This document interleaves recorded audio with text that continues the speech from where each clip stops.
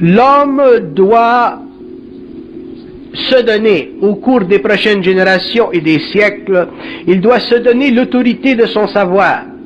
Mais il ne pourra pas se donner l'autorité de son savoir sans avoir reconnu en lui-même l'absolue impotence de son intellect, c'est-à-dire l'absolue grandeur de l'intelligence en fusion à travers son ego mentalisé.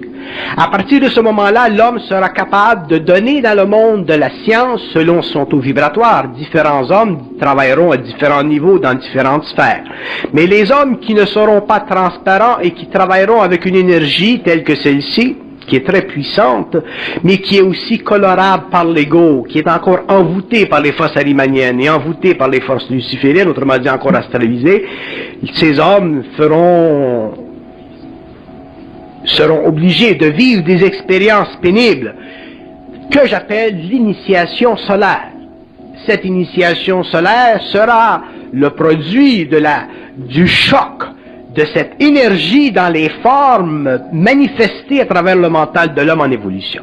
L'homme s'ajustera, s'ajustera, s'ajustera, s'ajustera et s'ajustera. Il en viendra à reconnaître au cours de son expérience de l'évolution de son mental le chemin parcouru pour le raffinement de sa conscience, et il verra derrière lui les erreurs qu'il a fait, mais il ne verra pas les erreurs devant lui qu'il pourra faire. C'est dans le mouvement de cette énergie qu'il verra les erreurs, et avec le temps, la fusion grandissante, les erreurs disparaîtront, et il viendra un temps dans l'évolution de l'homme où il ne pourra plus faire d'erreurs, non pas parce qu'il sera intelligent, mais parce qu'il sera créatif, donc parce que son intelligence sera devenue totalement créative.